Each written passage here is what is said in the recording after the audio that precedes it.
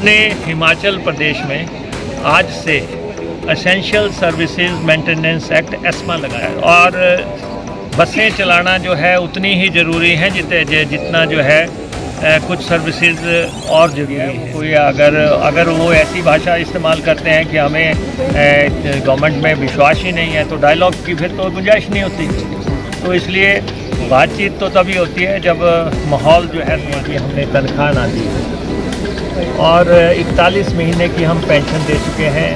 इस महीने की पेंशन अब जानी है। निगमों बोर्डों के कर्मचारियों को पेंशन OPS नहीं मिली है, लेकिन हमने HRTC के कर्मचारियों को OPS दी है और OPS के तहत जो 12,000 के आसपास का कर्मचारी है उनमें से 11,000 OPS के तहत आ चुका है।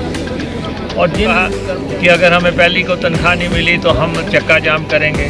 तो जब पहली को तनख्वाह मिल गई तो उसके बाद 24 को एक और बात कह के कि जी हम चक्का जाम करेंगे। और सेवा देती हैं, कर्मचारियों ने जाना है, स्टूडेंट्स ने जाना है, लोगों ने कहीं जाना है।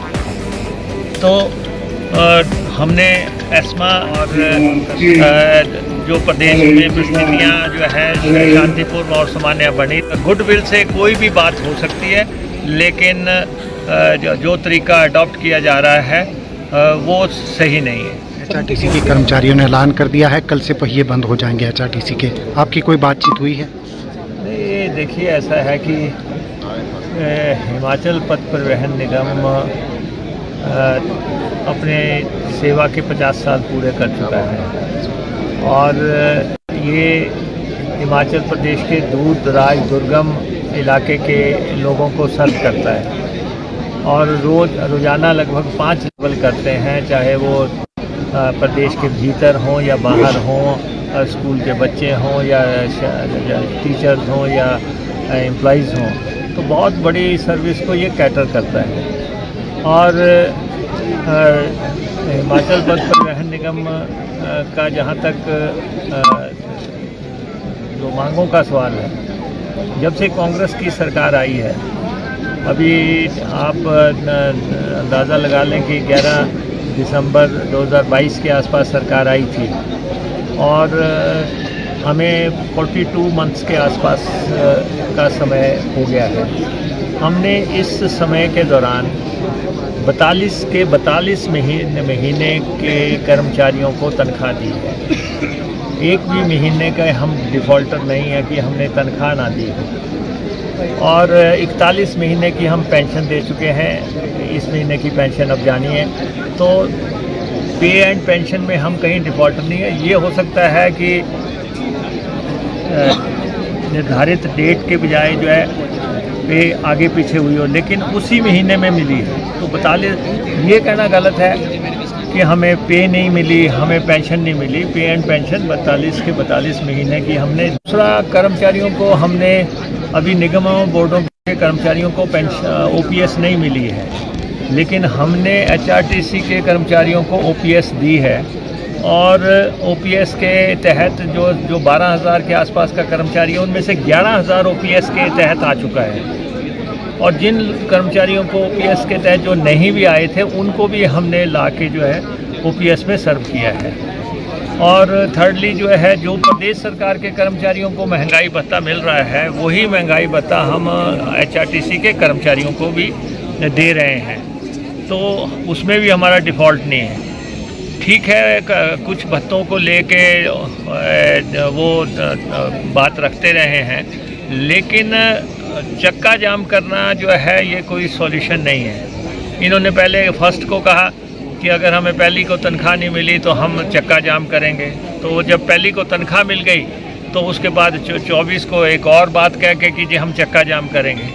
तो हमने हिमाचल प्रदेश में आज से essential services maintenance act ESMA लगा दिया है और बसें चलाना जो है उतनी ही ज़रूरी है जितना जो है कुछ सर्विसेज और ज़रूरी हैं, क्योंकि ये प्रदेश को सेवा देती हैं। कर्मचारियों ने जाना है, स्टूडेंट्स ने जाना है, लोगों ने कहीं जाना है।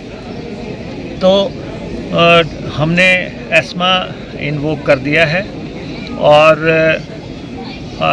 हमने जो है बसेस चलाने के लिए जो भी पॉसिबल सॉल्यूशन होंगे वो कदम हम उठा रहे हैं। हमारा कर्मचारियों से ये आग्रह है कि वो कोई ऐसा कदम ना उठाएं और नो रिटर्न पॉइंट पे ना पहुंचें। सरकार वो अगर जो फैसले वो ले रहे हैं, सरकार को भी अपने हिसाब से कदम उठाने पड़ेंगे। तो सरकार अपने हिसाब से कदम उठाएगी और हमारा ये कहना है कि इस परिस्थितियाँ कोई भी हों, लेकिन भाषा शैली पे संयम रखना चाहिए। जिस तरीके की भाषा का इस्तेमाल हो रहा है वो लोकतंत्र के लिए सही नहीं है। तो इसलिए हम ये कह रहे हैं कि ये जो कॉल दी है इसको वापस लें और जो प्रदेश में परिस्थितियाँ जो है शांतिपूर्ण और सामान्य बनी। गुडविल से कोई भी बात हो सकती है, लेकिन जो तरीका अडॉप्ट किया जा रहा है वो सही नहीं है। सर कह रहे कि एस्मा चाहे लगाते रहे, पर वो उसी जो उन्होंने बोला है चक्का जाम करें वो करेंगे। एस्मा चाहे वो तो उनका पक्ष है, हमने आपको सरकार का पक्ष बता दिया।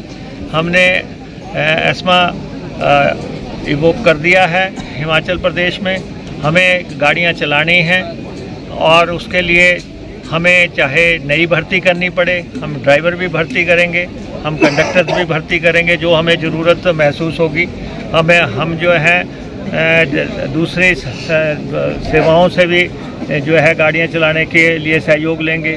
कानून व्यवस्था प्रदेश में सामान्य रहे, हम उसका प्रयास करेंगे। और मैं अपने कर्मचारी साथियों से भी, HRTC के लोगों से भी ये आग्रह करूंगा कि कानून को अपने हाथ में लेने का कोई प्रयास ना करें, कोई ज़बरदस्ती बसें खड़ी करवाने का प्रयास ना करें, क्योंकि अगर एक बार गुडविल टूट जाती है तो वो जो है उसको मेंटेन करना मुश्किल हो जाता है। तो इसलिए अभी भी समय है कि क्योंकि तनख्वाह समय पे मिली है, पेंशन दी जा रही है, महंगाई भत्ता दिया गया है, OPS दी गई है और बाकी डायलॉग चल रहा था।